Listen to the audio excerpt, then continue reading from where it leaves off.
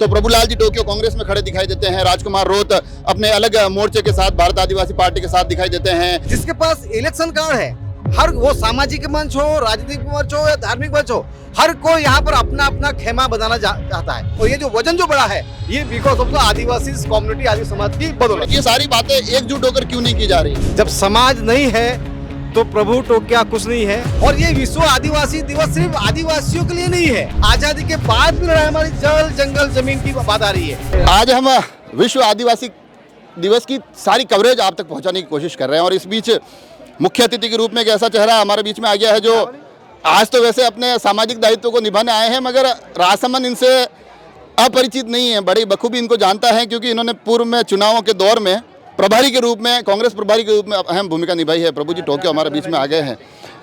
आज गुजरात से वापस राजस्थान, पहले राजनीति बुलाती थी, आज सामाजिक आयोजन बुला रहे हैं। तो सबसे पहले तो आपके चैनल के माध्यम से ये राजस्थान वासियों को विश्व आदिवासी दिवस के शुभ अवसर पर हार्दिक शुभकामनाएं। साथ ही आपके राजस्थान विस्तार से जो हमारा विस्तार है, दादरा नगर हवेली, दमन दीव और पूरे देश के आदिवासी और दुनिया के आदिवासियों को हम यहाँ से शुभकामनाएं दे रहे हैं। एक मज़ेदार सवाल, ये तो चलो आप कह रहे हैं सामाजिक, मज़ेदार सवाल है, मेरे को भी थोड़ा याद आ गया।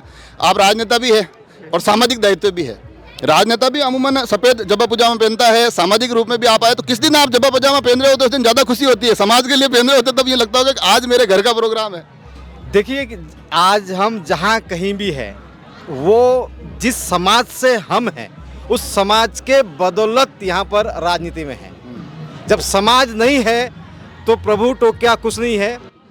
आज जो कुछ भी मिला है, जो कुछ भी मान सम्मान जहाँ कहीं भी मेरे प्रदेश में या देश में या हर मंच पर जहाँ अगर हमें मान सम्मान मिल रहा है तो हमारे आदिवासी समाज, आदिवासी कम्युनिटी की वजह से। तो हमारी पहली प्राथमिकता हो आदिवासी समाज है। आप गुजरात से आए हैं, आप डूंगरपुर से आए हैं, अलग अलग जगह के लोग एक जगह आकर संवाद स्थापित कर रहे हैं, नन्हे मुन्ने बच्चों तक प्रकृति की प्रेरणा पहुंचा रहे हैं। क्या लगता है भविष्य में इसके क्या परिणाम? आपको लगता है कि बच्चे उस दिशा में मजबूती से जुड़े दिखाई देंगे? देखिए, जो विश्व आदिवासी दिवस को लेकर जब संयुक्त राष्ट्र ने इसको घोषणा की तो इसका पर्पस यहाँ पर यही है।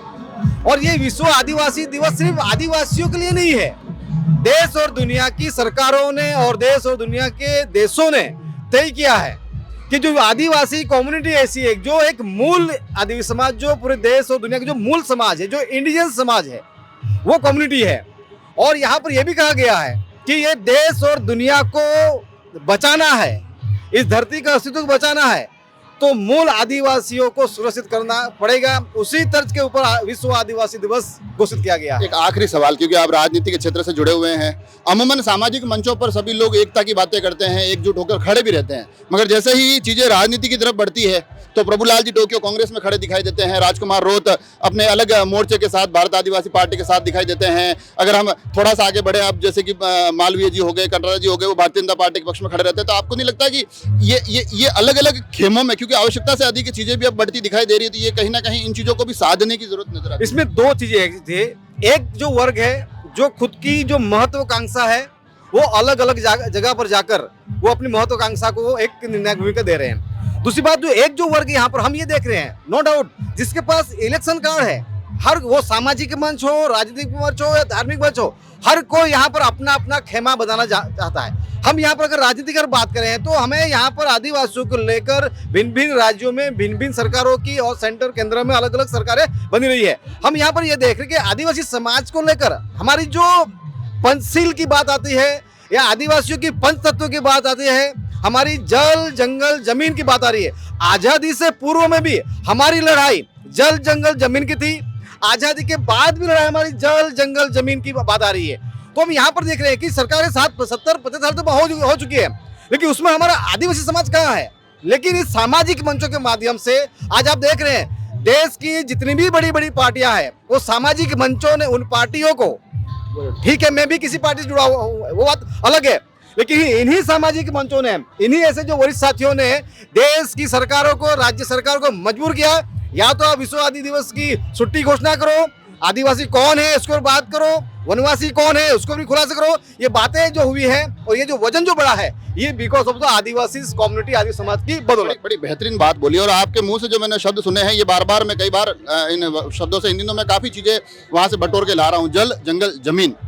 मगर जब मैं देखता हूं किसी एक प्लेटफॉर्म पर गणेश गोगरा जो कांग्रेस से आते हैं वो भी उसी की बात करते दिखाई देते हैं, राजकुमार रोत या उनके साथी थावरचंद जी या जो भी वो भी उसी की बात करते दिखाई देते हैं, भाजपा से उधर से कोई जीत के जाते हैं वो भी वही बात करते हैं। ये सारी बातें एकजुट होकर क्यों नहीं की जा रही? यस, तो यही जो आज जिस तत्व को आप देख रहे हो, ये आदिवासी एकता परिषद एक राष्ट्रीय स्तर का संगठन है जिसमें यहाँ से लेकर संयुक्त राष्ट्र तक, यूनाइटेड नेशन तक यहाँ बात बताए। और ये वैचारिक मंच है, ये वैचारिक मंच है, आदिवासी एकता परिषद रजिस्टर्ड संस्था नहीं है। और इस वैचारिक मंच से आज करीब करीब 31 साल हो चुके हैं।